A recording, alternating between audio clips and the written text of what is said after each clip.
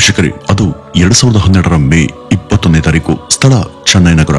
ಅವತ್ತು ಚೆನ್ನೈ ನಗರದಲ್ಲಿ ಇದ್ದಂತ ಜಿ ತಮಿಳ್ ವಾಹಿನಿಯ ಮುಖ್ಯ ಕಚೇರಿಯ ಸೊಲ್ಲೋದೆಲ್ಲ ಉಣ್ಮೈ ಅನ್ನುವಂತ ಕಾರ್ಯಕ್ರಮದ ಆಯೋಜಕರಿಗೆ ಒಂದು ಫೋನ್ ಕರೆ ಬರುತ್ತೆ. ಆ ಒಂದು ಕರೆಯಲ್ಲಿ ಆ ಕಡೆಯಿಂದ ಮಾತಾಡದಂತ ವ್ಯಕ್ತಿ ಹೆಸರು ಸತೀಶ್ ಕುಮಾರ್. ಆತ ವಿಲ್ಲುಪುರಂನ ಟಿ ಕೂಚಿಪಾಳ್ಯಂ ನಿವಾಸಿ ಅಂತ ಹೇಳ್ತಾ, ನಾನು ಅದೇ ಊರಿಗೆ ಸೇರಿದಂತ ಭಾರ್ಗವಿ ಎಂಬ ಯುವತಿಯನ್ನ ಪ್ರೀತಿ ಮಾಡ್ತಿದ್ದೀನಿ. ಆದ್ರೆ ಈ ಒಂದು ಪ್ರೀತಿಗೆ ಆ ಹುಡುಗಿ ಮನೆಯವರ ಒಪ್ಪಿಗೆ ಇಲ್ಲ. ಹಾಗಾಗಿ ನನ್ಗೂ ಮತ್ತು ಆ ಹುಡುಗಿಯು ಜೀವ ಬೆದರಿಕೆ ಇದೆ ಅಂತ ಹೇಳಿ ನಮ್ಗೆ ಈಗ ಜೀವ ಭದ್ರತೆಯನ್ನ ನೀವೇ ಒದಗಿಸಬೇಕು ಅಂತ ಕೇಳ್ಕೊಳ್ತಾನೆ. ಈ ಒಂದು ಕಾರ್ಯಕ್ರಮದ ಆಯೋಜಕರು ಇಂಥ ಕೇಸ್ಗಳನ್ನ ಬಹಳಷ್ಟು ನೋಡಿದ್ರು. ಹಾಗಾಗಿ ಸರಿ, ನೀವು ನಾಳೆ ಬೆಳಗ್ಗೆ ನಮ್ಮ ಕಚೇರಿಗೆ ಬನ್ನಿ, ಅಲ್ಲಿಗೆ ಬಂದ ನಂತರ ಎಲ್ಲವನ್ನೂ ಕೂಡ ಮಾತನಾಡೋಣ ಅಂತ ಹೇಳ್ತಾರೆ. ಅದರಂತಾನೆ ಅವ್ರು ಹೇಳಿದಂತ ಸಮಯಕ್ಕೆ ಮಾರನೇ ದಿನ ಈ ಲವರ್ಸ್ ಆ ಕಚೇರಿಗೆ ಬಂದಿದ್ರು.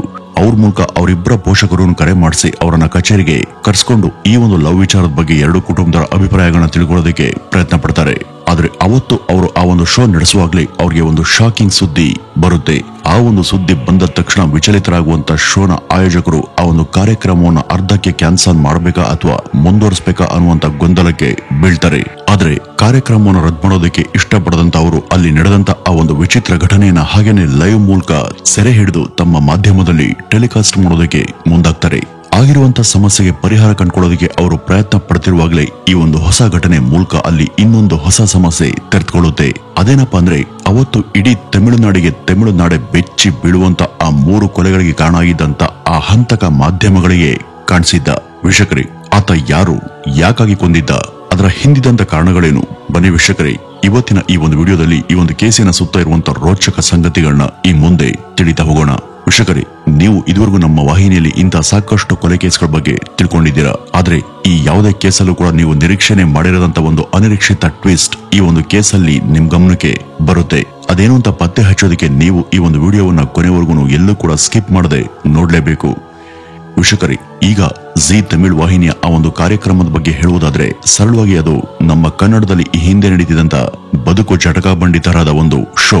ಸಾಮಾನ್ಯವಾಗಿ ಇಂಥ ಕಾರ್ಯಕ್ರಮಗಳಲ್ಲಿ ಯಾವುದೇ ಎರಡು ಕುಟುಂಬಗಳ ನಡುವಿನ ದಾಂಪತ್ಯ ಕಲಹ ಹಾಗೂ ಲವ್ ಸಮಸ್ಯೆ ಅಥವಾ ಇನ್ನಿತರೆ ಇಂಥ ಕೌಟುಂಬಿಕ ಹಾಗೂ ವೈಯಕ್ತಿಕ ಸಮಸ್ಯೆಗಳ ಬಗ್ಗೆ ಚರ್ಚೆ ನಡೆಯುತ್ತೆ.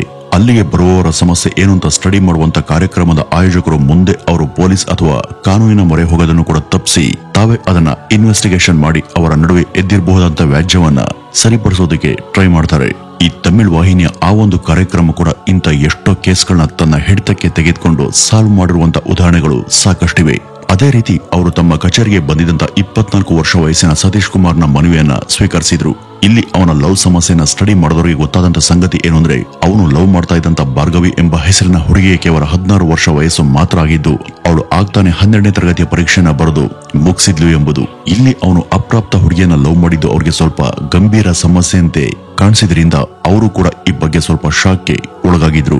ಆದ್ರೆ ಅವರಿಬ್ರು ಕಳೆದ 3 ವರ್ಷಗಳಿಂದನೂ ಕೂಡ ಪರಸ್ಪರ ತುಂಬಾ ಡೀಪ್ ಆಗಿ ಲವ್ ಮಾಡ್ತಿದ್ರು. ಈ ಒಂದು ವಿಷಯ ತಿಳಿದಂತ ಭಾರ್ಗವಿಯ ತಂದೆ ಅವರನ್ನ ಈ ಬಗ್ಗೆ ಹೆದರಿಸಿದ್ರಿಂದ ಗಾಬರಿ ಪಟ್ಟಂತ ಅವರು ಊರನ್ನ ಬಿಟ್ಟು ಚೆನ್ನೈಗೆ ಬಂದಿದ್ರು. ಇವ್ರ ಕತೆ ಕೇಳಿಸ್ಕೊಂಡಂತ ಆ ಒಂದು ಕಾರ್ಯಕ್ರಮದ ನಿರೂಪಕಿ ಆದಂತ ನಿರ್ಮಲಾ ಪೆರಿಯಸ್ವಾಮಿ ಅವರು ಏನೋ ಒಂದು ವಿಧದ ಅನುಮಾನದಿಂದ ಆ ಬಾಲಕಿಯ ಕಡೆಗೆ ನೋಡ್ತಾ ಆ ಹುಡುಗಿ ಮಾತನಾಡದಿಂದ ಮಾತುಗಳನ್ನ ಸಂದೇಹಾಸ್ಪದವಾಗಿ ಕೇಳಿಸ್ಕೊಳ್ತಾ ಇದ್ರು. ಅವ್ರಿಗೆ ಆಕೆ ಮಾತುಗಳಲ್ಲಿ ಸುಳ್ಳಿನ ಅಂಶ ಇರಬಹುದೇನೋ ಅನ್ನುವಂತ ಅನುಮಾನ ಬಂದಿತ್ತು. ಈ ಬಾಲಕಿಯ ತಂದೆ ಇವರ ಲವ್ಗೆ ಅಡ್ಡ ಬಂದಿದ್ರಿಂದ ಆ ಹುಡುಗಿ ಇಲ್ಲಿ ಬಂದು ಕೆಲವು ಇಲ್ಲ ಸಲ್ಲದ ಸುಳ್ಳುಗಳನ್ನ ಹೇಳ್ತಿದ್ದಾಳೆ ಅನ್ನುವಂತ ಅನುಮಾನ ಅವ್ರಿಗಿತ್ತು. ಆಕೆ ಹೇಳಿದ್ದನ್ನೆಲ್ಲ ಕೇಳಿಸ್ಕೊಂಡಂತ ಅವರು, ನೋಡಮ್ಮ, ಏನೇ ಆದ್ರೂ ಕೂಡ ನೀನೊಬ್ಬ ಇನ್ನು ಅಪ್ರಾಪ್ತ ವಯಸ್ಸಿನ ಹುಡುಗಿ, ಆದ್ರಿಂದ ನೀನು ಯಾರದೋ ಮಾತನ್ನ ಕೇಳಿ ಹೀಗೆ ಅಪರಿಚಿತರ ಜೊತೆ ಮನೆ ಬಿಟ್ಟು ಓಡ್ಬೋರೋದು ಸರಿಯಲ್ಲ. ನೀನು ಈ ಒಂದು ಸಮಯದಲ್ಲಿ ನಿನ್ನ ಹೆತ್ತೋರ್ ಬಳಿ ಇರಬೇಕು, ಹಾಗೂ ಅದೇ ನಿನಗೆ ಕ್ಷೇಮ ಅಂತ ಬುದ್ಧಿ ಮಾತನ್ನ ಹೇಳಿದ್ರು. ಅವರ ಮಾತನ್ನ ಕೇಳಿದವಳೆ ಆ ಹುಡುಗಿ ಕಣ್ಣಲ್ಲಿ ನೀರನ್ನು ತುಂಬಿಕೊಂಡು ಅಳೋದಕ್ಕೆ ಶುರು ಮಾಡ್ತಾಳೆ ಹಾಗೂ ತನ್ನ ಹೆತ್ತವರ ಬಳಿ ಹೋಗೋದಿಕ್ಕೆ ಪದೇ ಪದೇ ನಿರಾಕರಿಸ್ತಾಳೆ. ಇಷ್ಟು ಸಣ್ಣ ವಯಸ್ಸಿಗೆ ತನ್ನ ಮನೆಗೆ ಹೋಗೋದಿಕ್ಕೆ ಈ ರೀತಿ ಹಠ ಮಾಡ್ತಿರೋದಕ್ಕೆ ಈಕೆ ಆ ಹುಡುಗನನ್ನ ಲವ್ ಮಾಡ್ತಿರುವಂತ ವಿಷಯದ ಜೊತೆ ಬೇರೇನೋ ಅದಕ್ಕಿಂತ ಹೆಚ್ಚಿನ ಗಂಭೀರ ಕಾರಣ ಇರಬಹುದು ಅಂತ ಅವ್ರಿಗೆ ಅನ್ಸೋದಕ್ಕೆ ಶುರುವಾಯ್ತು. ನೀನು ಯಾರಿಗೂ ಹೆದರ್ಕೋಬೇಕಿಲ್ಲ, ನಾವು ಸದಾ ನಿನ್ ಜೊತೆ ಇರ್ತೀವಿ, ಹಾಗಾಗಿ ನೀನು ಧೈರ್ಯವಾಗಿ ಯಾವುದೇ ವಿಷಯವನ್ನ ಮುಚ್ಚಿಡದೆ ನಮ್ಮ ಬಳಿ ಶೇರ್ ಮಾಡು ಅಂತ ಹೇಳಿದಾಗ ಆ ಹುಡುಗಿ ಅವ್ರ ಪ್ರಶ್ನೆಗಳಿಗೆ ಉತ್ತರ ಕೊಡೋದಕ್ಕೆ ಶುರು ಮಾಡ್ತಾಳೆ. ಅವಳು ಹೇಳಿದಂತ ಮೊದಲ ವಿಷಯ ಏನು ಅಂದ್ರೆ, ಅವಳ ಹಾಗೂ ಸತೀಶ್ ಕುಮಾರ್ ಇವರಿಬ್ಬರ ಲವ್ ಬಗ್ಗೆ ಗೊತ್ತಾದಂತ ಅವಳ ತಂದೆ ಒಂದ್ ದಿವಸ ಅವಳ ಕುತ್ತಿಗೆ ಬಳಿ ಚಾಕುವನ್ನ ಹಿಡಿದು ನೀನೇನಾದ್ರೂ ಅವನನ್ನ ಲವ್ ಮಾಡಿ ಅವನ ಜೊತೆ ಓಡ್ ಹೋದ್ರೆ ನಿನ್ನನ್ನ ಸಾಯಿಸ್ಬಿಡ್ತೀನಿ ಅಂತ ಜೀವ ಬೆದರಿಕೆಯನ್ನ ಹಾಕಿದ್ರಂತೆ. ಇದರಿಂದ ತಾನು ತುಂಬಾ ಹೆದರ್ಕೊಂಡು ಮನೆ ಬಿಟ್ಟು ಬಂದೆ ಅಂತ ತಿಳಿಸಂತ ಅವಳು ಮತ್ತೆ ಏನೋ ಹೇಳೋದಕ್ಕೆ ಮುಂದಾಗಿ ನಂತರ ತಡ್ಕೊಂಡು ಕಣ್ಣೀರನ್ನ ಹಾಕೋದಿಕ್ಕೆ ಶುರು ಮಾಡ್ತಾಳೆ. ಈ ಬಾಲಕಿ ಯಾವುದೋ ಗಂಭೀರ ವಿಷಯವನ್ನು ಹೇಳ್ಕೊಳ್ಳಾಗದೆ ಒಳಗೊಳಗೇನೆ ಒಬ್ಬೊಬ್ಬಳೆ ಒದ್ದಾಡ್ತಾ ಇದ್ದಾಳೆ ಅಂತ ಅವ್ರಿಗೆ ಅನ್ಸೋದಿಕ್ಕೆ ಶುರುವಾಯ್ತು. ಅವರು ಅದೇನೇ ಇರ್ಲಿ ನಮ್ಮ ಹತ್ರ ಮುಕ್ತವಾಗಿ ಹಂಚುವಂತ ಆಕೆಯನ್ನ ಕೇಳಿದ್ರು. ವೀಕ್ಷಕರೇ, ಅವಳು ಮುಂದೆ ತಿಳಿಸಿದಂತ ಕೆಲವೊಂದು ವಿಷಯಗಳು ಆ ಒಂದು ಶೋನ ಆಯೋಜಕರ ಎದೆಯನ್ನೇ ನಡಗಿಸುವಂತೆ ಇದ್ವು. ಇಂಥ ಒಂದು ಅಸಹ್ಯಕರವಾದಂತ ಸಂಗತಿಯನ್ನ ನಾವು ಯಾಕಾದ್ರೂ ಬಲವಂತದಿಂದ ಆಕೆಯ ಬಳಿ ಕೇಳಿ ತಿಳಿದುಕೊಳ್ಳುವಂತವ್ರು ತುಂಬಾ ಬೇಜಾರಾಗ್ತಾರೆ. ಇಷ್ಟಕ್ಕೂ ಆ ಹುಡುಗಿ ಇಲ್ಲಿ ಹೇಳಿದ್ದು ಏನು ಅಂದ್ರೆ, ತನ್ನ ಸ್ವಂತ ತಂದೆನೇ ತನ್ನ ಜೊತೆ ಮಗಳಂತನೂ ಕೂಡ ಯೋಚನೆ ಮಾಡದೆ ಅಸಭ್ಯವಾಗಿ ಅಶ್ಲೀಲಕರವಾಗಿ ವರ್ತಿಸಿದ್ದ ಅಂತ. ಈ ಹುಡುಗಿ ಇನ್ನೂ ಕೂಡ ಸಣ್ಣ ವಯಸ್ಸಿನ ಬಾಲಕಿ. ಹಾಗಾಗಿ ಅವರ ತಂದೆಯ ವರ್ತನೆಗಳನ್ನ ಇವಳು ತಪ್ಪಾಗಿ ಅರ್ಥ ಮಾಡ್ಕೊಂಡಿರ್ಬೋದು ಅಂತ ಭಾವಿಸಿ ಆಕೆಯಿಂದ ಈ ಬಗ್ಗೆ ಇನ್ನೂ ಹೆಚ್ಚಿನ ಮಾಹಿತಿಯನ್ನ ಪಡೆದ ನಂತರ ಅಷ್ಟೇ ನಾವು ಒಂದು ತೀರ್ಮಾನಕ್ಕೆ ಬರೋಣ ಅಂತ ಅವರು ಇನ್ನಷ್ಟು ವಿಷಯಗಳನ್ನ ತಿಳಿದುಕೊಳ್ಳೋದಕ್ಕೆ ಪ್ರಯತ್ನ ಪಡ್ತಾರೆ. ಆದ್ರೆ ಮುಂದಿನ ಅವರ ಪ್ರಶ್ನೆಗಳಿಗೆ ಆ ಬಾಲ್ಕಿ ಅದಕ್ಕಿಂತನೂ ಕೂಡ ಬೆಚ್ಚಿ ಬೀಳಿಸುವಂತ ಸಂಗತಿಗಳನ್ನ ತಿಳಿಸ್ತಾಳೆ. ಅವಳ ಪ್ರಕಾರ ತನ್ನ ತಂದೆ ಒಬ್ಬ ಮನುಷ್ಯನೇ ಅಲ್ಲ, ಅವನೊಬ್ಬ ಕಾಮ ಪಿಶಾಚಿ ಹಾಗೂ ರಕ್ತ ಪಿಪಾಸು. ಇವನು ಈ ಹಿಂದೆಯೂ ಕೂಡ ಒಂದು ಜೋಡಿ ಹಾಗೂ ಒಬ್ಬ ಹುಡುಗಿಯ ತಂದೆಯನ್ನ ಅಂದ್ರೆ ಒಟ್ಟು 3 ಜನರನ್ನ ಇದೇ ವಿಚಾರವಾಗಿ ಕೊಲೆ ಮಾಡಿದ ಹಾಗೂ ಆ 3 ಜನರ ಶವಗಳನ್ನ ತಮ್ಮ ಮನೆ ಮುಂದೆನೆ ಯಾರಿಗೂ ಗೊತ್ತಾಗದ ರೀತಿಯಲ್ಲಿ ಅವನು ಹೂತ್ ಹಾಕಿದ್ದ ಅನ್ನುವಂತ ಭಯಾನಕ ಸಂಗತಿಯನ್ನ ಆ ಹುಡುಗಿ ಆ ಲೈವ್ ಶೋನಲ್ಲೇ ಎಲ್ಲರ ಮುಂದೆ ಹೇಳಿದ್ಲು. ಅವಳು ಹೇಳಿದ್ದನ್ನ ಕೇಳಿ ತೀವ್ರ ಶಾಕ್ಗೆ ಗುರಿಯಾದಂತ ವಾಹಿನಿಯ ಸಿಬ್ಬಂದಿ ನೀನು ನಿಜನೇ ಹೇಳ್ತಿದೀಯಾ ಅಥವಾ ಬೇರೆ ಏನಾದ್ರೂ ಸುಮ್ನೆ ಸುಳ್ಳು ಹೇಳ್ತಿದೀಯಾ ಅಂತ ಕೇಳಿದ್ರು. ಆದ್ರೆ ಎಷ್ಟು ಸಲ ಎಷ್ಟೆಲ್ಲ ರೀತಿಯಲ್ಲಿ ಕೇಳಿದ್ರು ಕೂಡ ಅವಳಿಂದ ಬಂದ ಉತ್ತರ ಮಾತ್ರ ಒಂದೇ ಆಗಿತ್ತು. ಅವಳು ಹೇಳಿದ್ದನ್ನ ಕೇಳಿಸ್ಕೊಂಡವರು ತಕ್ಷಣ ಆಕೆ ಪೋಷಕರಿಗೆ ಕರೆ ಮಾಡಿ ಅಲ್ಲಿಗೆ ಕರ್ಸ್ಕೊಂಡು ಅವರನ್ನು ಕೂಡ ಈ ಒಂದು ವಿಚಾರವಾಗಿ ಇನ್ವೆಸ್ಟಿಗೇಷನ್ ಮಾಡೋದಕ್ಕೆ ಶುರು ಮಾಡಿದಾಗ ಸೂಪರ್ ಸ್ಟಾರ್ ನಟರಿಗಿಂತನೂ ಕೂಡ ಚೆನ್ನಾಗಿ ಅಭಿನಯ ಮಾಡದಂತ ಅವಳ ತಂದೆ ಇದಕ್ಕೂ ನನಗೂ ಸಂಬಂಧನೇ ಇಲ್ಲ ಅಂತ ಡ್ರಾಮಾ ಮಾಡೋದಕ್ಕೆ ಶುರು ಮಾಡ್ತಾನೆ. ವಾಸ್ತವವಾಗಿ ಈ ಹುಡುಗಿಯ ತಂದೆ ಆದಂತ ಮುರುಗನ್ ಅನ್ನುವಂತ ಈ ಕೀಚಕ ತನ್ನ ಮಗಳ ಮೇಲೇನೆ ಹಲವು ವರ್ಷಗಳಿಂದ ಲೈಂಗಿಕ ದೌರ್ಜನ್ಯವನ್ನ ನಡೆಸ್ಕೊಂಡು ಬಂದಿದ್ದ. ಈ ಒಂದು ಸಂಗತಿ ಅವನ ಪತ್ನಿ ಆದಂತ ರಾಜೇಶ್ವರಿಗೂ ಗೊತ್ತಿತ್ತು. ಆದ್ರೆ ಇದನ್ನ ಯಾರಿಗಾದ್ರೂ ಹೇಳಿದ್ರೆ ಅಥವಾ ಇದಕ್ಕೆ ನೀವು ವಿರೋಧ ಮಾಡಿದ್ರೆ ನಿಮ್ಮಿಬ್ಬರ ಜೀವವನ್ನು ತೆಗೆದು ನಾನು ಜೈಲಿಗೆ ಹೋಗ್ತೀನಿ ಅಂತ ಕೂಡ ಅವನು ಬೆದರಿಕೆಯನ್ನ ಹಾಕಿದ್ದ. ಇದೊಂದೇ ಕಾರಣಕ್ಕೆ ಎಲ್ಲಿ ಅವನು ತನ್ನ ಹಾಗೂ ತನ್ನ ಮಗಳ ಪ್ರಾಣ ತೆಗೆದ್ಬಿಡ್ತಾನೋ ಅನ್ನುವಂತ ಕಾರಣಕ್ಕೆ ಅವನು ಮಾಡ್ತಾ ಇದ್ದಂತ ಎಲ್ಲ ಅನ್ಯಾಯ, ಅಕ್ರಮ, ದೌರ್ಜನ್ಯ ಇದೆಲ್ಲವನ್ನು ಕೂಡ ನೋಡಿಯೂ ಅವನ ಹೆಂಡತಿ ಅವನಿಗೆ ಏನು ಕೂಡ ಹೇಳದೆ ತನ್ನ ಮಗಳಿಗೆ ಅದನ್ನೆಲ್ಲ ಸುಮ್ಮನೆ ಸಹಿಸಿಕೊಂಡು ಇರುವಂತೆ ಕೇಳ್ಕೊಂಡಿದ್ಲು. ಅವತ್ತು ಸ್ಟುಡಿಯೋಗೆ ಬಂದಿದ್ದಂತ ಮುರುಗನ್ ಎಲ್ಲರ ಮುಂದೆ ತಾನೇನೋ ಭಾರಿ ಸಾಚ ಅನ್ನುವ ರೀತಿ ತುಂಬಾ ಚೆನ್ನಾಗಿನೇ ನಟನೆ ಮಾಡಿದ. ಎಲ್ಲರ ಮುಂದೆ ತನ್ನ ಮಗಳನ್ನ ತಬ್ಬಿ ಮೊಸಳೆ ಕಣ್ಣೀರನ್ನ ಸುರಿಸೋದಕ್ಕೆ ಟ್ರೈ ಮಾಡಿದ. ಅವನು ಅಲ್ಲಿದ್ದಂತ ಎಲ್ಲರ ವಿಶ್ವಾಸ ಗಳಿಸೋದಕ್ಕೆ ಪ್ರಯತ್ನ ಮಾಡಿದ. ಇವನ ನಡೆ ನುಡಿ, ನಾಟಕದ ವರ್ತನೆ ಇದೆಲ್ಲ ಗಮನಿಸಿ ಇವನು ಪಕ್ಕ 420 ಅನ್ನೋದು ಅಲ್ಲಿದ್ದ ಎಲ್ರಿಗೂ ಗೊತ್ತಾಗಿತ್ತು. ಆದ್ರೂ ಕೂಡ ಅವರು ಅದನ್ನ ಯಾರಿಗೂ ತೋರಿಸ್ಕೊಳ್ಳದೆ ಆ ಕಾರ್ಯಕ್ರಮವನ್ನ ಮುಂದುವರಿಸಿ ಅದನ್ನ ಮುಗಿಸ್ತಾರೆ. ಈ ಒಂದು ಕಾರ್ಯಕ್ರಮ ಮುಗಿದ ನಂತರ ಆ ಬಾಲಕಿಯ ತಂದೆ ತಾಯಿ ಆ ಇಬ್ರು ಆ ಶೋ ಆಯೋಜಕರ ಬಳಿ ಬಂದು ದಯವಿಟ್ಟು ಈ ಒಂದು ಎಪಿಸೋಡ್ ಅನ್ನ ಯಾವ ಕಾರಣಕ್ಕೂ ಯಾವತ್ತೂ ಪ್ರಸಾರ ಮಾಡಬೇಡಿ ಅಂತ ರಿಕ್ವೆಸ್ಟ್ ಅನ್ನ ಮಾಡ್ಕೊಳ್ತಾರೆ. ಅವರು ಅಲ್ಲಿಂದ ಹೊರಟ ಮೇಲೆ ಆ ವಾಹಿನಿಯವರು ಅವ್ರಿಗೆ ಗೊತ್ತಾಗದ ಹಾಗೆ ಡಿಟೆಕ್ಟಿವ್ ಗಳ ರೀತಿ ಅವರನ್ನೇ ಫಾಲೋ ಮಾಡೋದಕ್ಕೆ ಶುರು ಮಾಡ್ತಾರೆ. ಅದು ನೇರ ಅವರ ಊರಿಗೆ ಹೋಗಿ ಅವರ ಮನೆಯನ್ನ ಪತ್ತೆ ಹಚ್ಚಿ ನೋಡಿದಾಗ ಅವರು ಇನ್ನೂ ಕೂಡ ಅಲ್ಲಿಗೆ ಬರ್ದಿದ್ದಂತಹ ಸಂಗತಿ ವಾಹಿನಿಯವರಿಗೆ ಗೊತ್ತಾಯ್ತು. ತಕ್ಷಣ ಮುರುಗನ್ಗೆ ಕರೆ ಮಾಡಿ ಈಗ ನೀವು ಎಲ್ಲಿದ್ದೀರಾ ಅಂತ ಕೇಳಿದಾಗ ಅವನು ನಾನು ನಮ್ಮ ಊರಿನ ಮನೆಯಲ್ಲೇ ಇದ್ದೀನಿ ಅಂತ ಸುಳ್ಳನ್ನ ಹೇಳಿದ್ದ. ನಂತರ 2012ರ ಮೇ 28 ಮತ್ತು 29ನೇ ತಾರೀಕಿನಂದು ಜಿ ತಮಿಳ್ ವಾಹಿನಿಯಲ್ಲಿ ಆ ಎಪಿಸೋಡ್ಗಳು ಪ್ರಸಾರ ಆಗ್ತವೆ. ಈ ಎಪಿಸೋಡ್ಗಳು ಪ್ರಸಾರ ಆದ ತಕ್ಷಣ ಈ ಒಂದು ವಿಷಯ ಇಡೀ ತಮಿಳುನಾಡಿನ ಪೂರ ಕಾಡ್ಗಿಚ್ಚಿನ ರೀತಿಯಲ್ಲಿ ಹರಡುತ್ತೆ. ಈಗ ವಾಹಿನಿಯವರ ಸೂಚನೆಯಂತೆ ಅಲ್ಲಿಯ ಪೊಲೀಸ್ ಕೂಡ ಈ ಬಗ್ಗೆ ಚುರುಕಾಗಿ ತನ್ನ ಕಾರ್ಯಾಚರಣೆಯನ್ನ ನಡೆಸ್ತಾರೆ. ಅವರು ತಕ್ಷಣ ಜೆಸಿಬಿಯನ್ನು ತರಿಸಿ ಮುರುಗನ್ ಮನೆ ಮುಂದೆ ಇದ್ದಂತ ಜಾಗವನ್ನ ಹಾಕ್ಸೋದಕ್ಕೆ ಶುರು ಮಾಡ್ತಾರೆ. ಆದ್ರೆ ಹುಡುಕ್ತಾ ಹೋದಂತೆ ಅವರಿಗೆ ಕೊನೆಗೂ ಅದರೊಳಗೆ ಒಬ್ಬ ವ್ಯಕ್ತಿಯ ತಲೆಬುರುಡೆಯ ಚೂರು ಸಿಗುತ್ತೆ. ಅವರು ತಮ್ಮ ಹುಡುಕಾಟವನ್ನು ತೀವ್ರಗೊಳಿಸಿದಾಗ ಅದೇ ಜಾಗದಲ್ಲಿ ಅವರಿಗೆ 3 ಜನರ ತಲೆಬುರುಡೆ ಅವಶೇಷಗಳು ಪತ್ತೆ ಆಗ್ತವೆ. ಅವುಗಳನ್ನ ಕೂಡಲೇ ವಶಕ್ಕೆ ಪಡೆದಂತ ಪೊಲೀಸರು ತಲೆ ಮರೆಸ್ಕೊಂಡಿದ್ದಂತ ಮುರುಗನ್ ಹಾಗೂ ರಾಜೇಶ್ವರಿ ದಂಪತಿಯನ್ನ ಹುಡುಕೋದಿಕ್ಕೆ ಶುರು ಮಾಡ್ತಾರೆ. ಕೊನೆಗೂ ಭಾರ್ಗವಿ ಎಂಬ ಹುಡುಗಿಯ ಹೇಳಿಕೆಯಲ್ಲಿ ಸತ್ಯ ಆಗಿತ್ತು. ಆಕೆಯ ತಂದೆಯಿಂದ 3 ಜನರ ಕೊಲೆ ನಡೆದದ್ದು ಅಲ್ಲಿ ಸಿಕ್ಕಂತ ಅವಶೇಷಗಳಿಂದಾಗಿ ದೃಢವಾಗಿತ್ತು. ಮುಂದಿನ 1 ವಾರದ ಒಳಗೆ ನಾಪತ್ತೆಯಾಗಿದ್ದಂತ ಮುರುಗನ್ ದಂಪತಿ ಎಲ್ಲಿದ್ದಾರೆ, ಅವರು ಯಾವ ಮೊಬೈಲ್ ಯೂಸ್ ಮಾಡ್ತಾ ಇದ್ದಾರೆ ಅನ್ನುವಂತ ಮಾಹಿತಿ ಕಲೆ ಹಾಕ್ತಂತ ಪೊಲೀಸರು ಇವರನ್ನ ನೇರವಾಗಿ ಹಿಡಿಯೋದಕ್ಕೆ ಹೋದ್ರೆ ಇವರು ಎಸ್ಕೇಪ್ ಆಗುವಂತ ಚಾನ್ಸ್ ಹೆಚ್ಚಾಗಿ ಇರುತ್ತೆ ಅಂತ ನಾವು ವೇಷವನ್ನ ಮರೆಸ್ಕೊಂಡು ಯಾಮಾರಿಸಿ ಹಿಡಿಬೇಕು ಅಂತ ತಮ್ಮಲ್ಲೇ ಒಂದು ಪ್ಲಾನ್ ಅನ್ನ ಮಾಡ್ಕೊಳ್ತಾರೆ. ಅವರು ಜಿ ತಮಿಳ್ ವಾಹಿನಿಯ ಹೆಸರಲ್ಲಿ ದಂಪತಿಯನ್ನು ಕರೆಸಿಕೊಂಡು ಇನ್ವೆಸ್ಟಿಗೇಷನ್ ಮಾಡುವಂತ ಬಗ್ಗೆ ನಿರ್ಧಾರವನ್ನ ಮಾಡ್ತಾರೆ.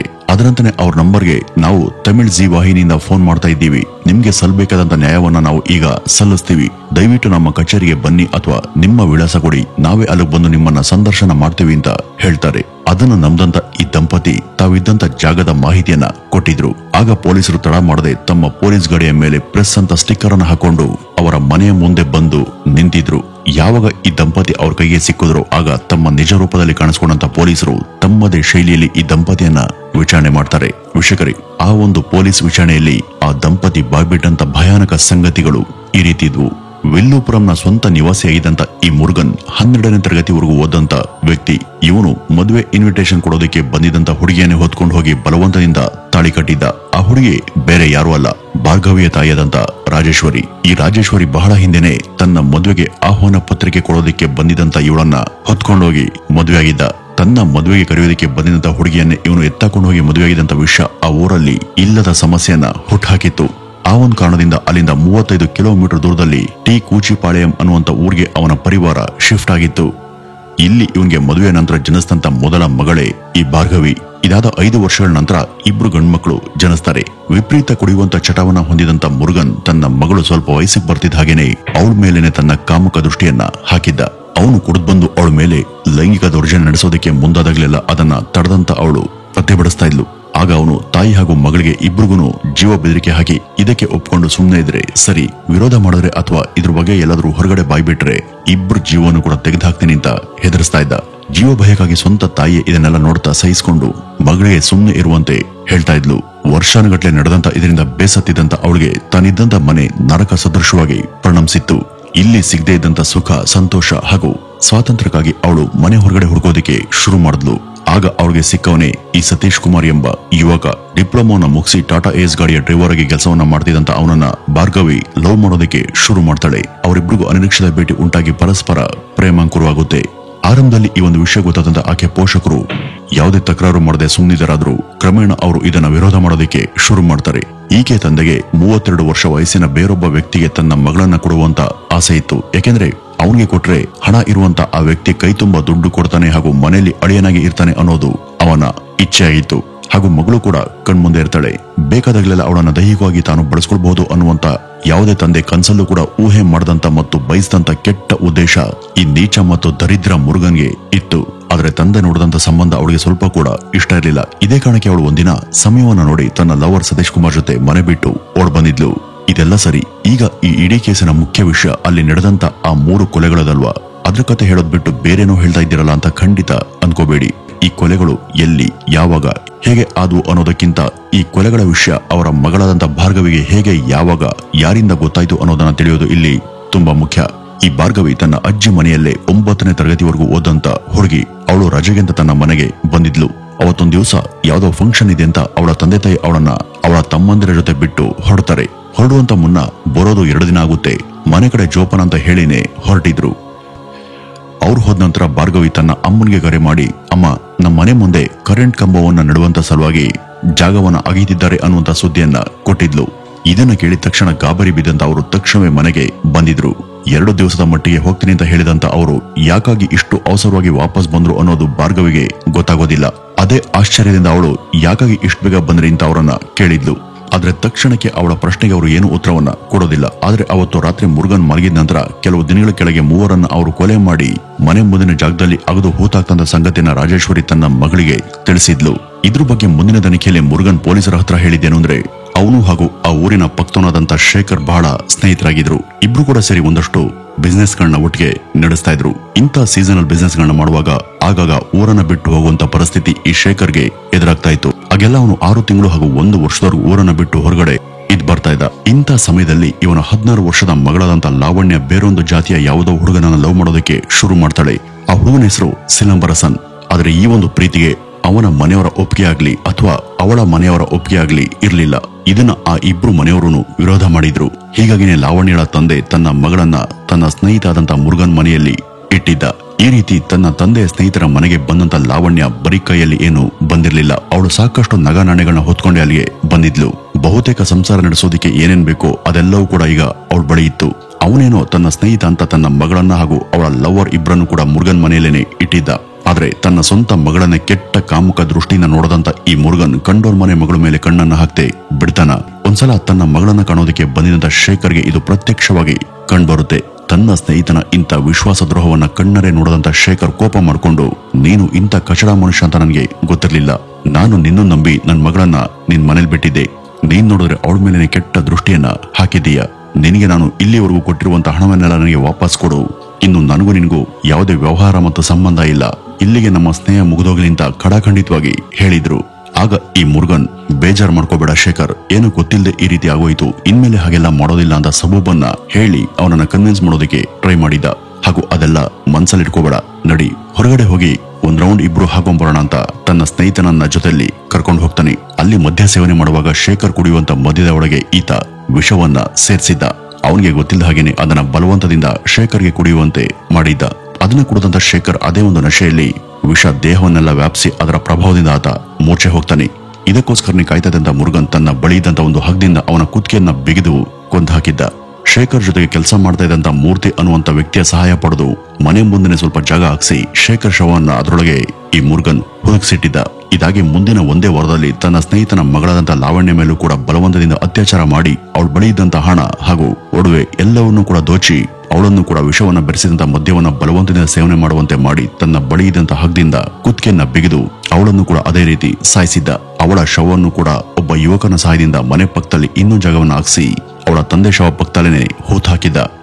ಎಲ್ಲ ಸರಿ, ಇವನು ಇಷ್ಟೆಲ್ಲ ಮಾಡುವಾಗ ಅವಳ ಲವರ್ ಸಿಲಂಬರಸನ್ ಅನ್ನುವಂತ ಯುವಕ ಏನ್ ಮಾಡ್ತಿದ್ದ ಅಂತ ನಿಮ್ಗೆ ಗೊಂದಲ ಉಂಟಾಗಬಹುದು. ವೀಕ್ಷಕರೇ, ಈ ಲಾವಣ್ಯನ ಶವವನ್ನು ಹೂತ್ ಹಾಕೋದಕ್ಕೆ ಒಬ್ಬ ಯುವಕನ ಸಹಾಯವನ್ನ ಪಡೆದ ಅಂತ ಹೇಳಿದ್ನಲ್ಲ, ಆ ಯುವಕ ಬೇರೆ ಯಾರು ಅಲ್ಲ, ಅದು ಇದೇ ಸಿಲಂಬರಸನ್. ಅರೆ, ಏನಿದು ವಿಚಿತ್ರ, ಅವಳನ್ನ ಅಷ್ಟು ಲವ್ ಮಾಡ್ತಾ ಇದ್ದಂತ ಇವನ್ಯಾಕೆ ಅವಳ ಸಾವಿಗೆ ಈ ರೀತಿ ಹೆಲ್ಪ್ ಅನ್ನ ಮಾಡದಂತ ನೀವು ಕೇಳಬಹುದು ಅಥವಾ ನಿಮ್ಗೆ ಆಶ್ಚರ್ಯ ಆಗಬಹುದು. ಆಕೆ ಈ ಮುರುಗನ್ ಮನೆಗೆ ಬಂದ್ಮೇಲೆ ಈ ಸಿಲಂಬರಸನ್ಗೆ ಯಾಕೋ ತುಂಬಾ ಬೋರ್ ಹೊಡೆಯತೊಡಗಿತ್ತು. ಅವನು ಕೂಡ ಅದು ಸಾಕಾಗೋಗಿತ್ತು. ಆತ ಈ ಮುರುಗನ್ ಜೊತೆ ಸೇರಿ ದಿನ ಕೂಡ ಕುಡಿಯೋದಕ್ಕೆ ಶುರು ಮಾಡಿದ್ದ. ಆ ಮುರುಗನ್ ಹೇಳದಂತೆಲ್ಲ ಇವನು ಕೇಳೋದಕ್ಕೆ ಪ್ರಾರಂಭಿಸಿದ್ದ. ಅವತ್ತು ತಾನು ಲವ್ ಮಾಡ್ತಾ ಇದ್ದಂತ ಹುಡುಗಿಯನ್ನೇ ಮುರುಗನ್ಗೆ ಬಿಟ್ಕೊಟ್ಟು ಮುರುಗನ್ ಅವಳ ಮೇಲೆ ಅತ್ಯಾಚಾರ ಮಾಡೋದಕ್ಕೆ ಸಹಕಾರ ಮಾಡಿದ್ದ.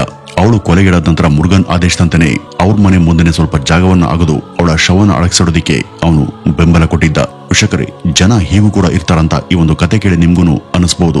ನಮಗೂ ಕೂಡ ಇಂಥ ಕೇಸನ್ನ ಸ್ಟಡಿ ಮಾಡಿದಾಗ ಇಂಥ ಅನುಮಾನ ಹಾಗೂ ಗೊಂದಲ ಮೂಡಿದ್ದು ನಿಜ. ಆದ್ರೆ ಇಂಥ ಕ್ರೂರ ಕೆಟ್ಟ ಪ್ರಪಂಚದಲ್ಲಿ ಇಂಥವರಲ್ಲ, ಇದಕ್ಕಿಂತನೂ ಕೂಡ ಕಟುಕರು ಇರ್ತಾರೆ. ಅದೆಲ್ಲ ಇರ್ಲಿ, ಇಲ್ಲಿ ನಾವು ಮೊದಲು ಹೇಳಿದ್ದು ಈ ಜಾಗದಲ್ಲಿ 3 ಶವಗಳನ್ನ ಹೂಳಲ್ಪಟ್ಟಿದ್ವು ಅಂತ. ಈಗ 2 ಶವಗಳನ್ನ ಹೂತಾಕಲಾಗಿತ್ತು. ಈ 3ನೇ ಶವ ಯಾರದು ಅಂತ ಕೇಳಿದ್ರೆ ನಿಸ್ಸಂದೇಹವಾಗಿ ಆ 3ನೇ ಶವ ಇದೇ ಯುವಕ ಸಿಲಂಬರಸನದೇ ಆಗಿತ್ತು. ಲಾವಣ್ಯ ಕೊಲೆ ಆದಂತ ಮುಂದಿನ 40 ದಿನಗಳ ನಂತರ ಇವನು ಇದೇ ಮುರುಗನ್ ಕೈಯಲ್ಲಿ ಕೊಲೆ ಆಗ್ತಾನೆ. ಯಾಕೆಂದ್ರೆ ಈ ಮೊದಲೇ ಆಗಿದ್ದಂತ 2 ಕೊಲೆಗಳಿಗೆ ಮುಖ್ಯ ಐ ವಿಟ್ನೆಸ್ ಆಗಿದ್ದವನೇ ಇವನು. ಇವನ್ ಮುಂದೆ ಎಲ್ಲಿಯಾದ್ರೂ ಯಾರಿಗಾದ್ರೂ ಇದನ್ನ ಹೇಳಿ ತನಗೆ ತೊಂದರೆ ಕೊಡಬಹುದು ಅಂತ ಆತನಿಗೆ ಅನ್ಸಿತ್ತು. ಅದೇ ಒಂದು ಭಯದಿಂದ ಈ ಮುರುಗನ್ ಅವನನ್ನ ಸೇಮ್ ಅವರಿಬ್ಬರನ್ನ ಕೊಂದ ಹಾಗೇನೆ ಇವನನ್ನು ಕೂಡ ಕೊಂದು ಅದೇ ಒಂದು ಸ್ಥಳದಲ್ಲಿ ಮುಚ್ಚಿ ಹಾಕಿದ್ದ.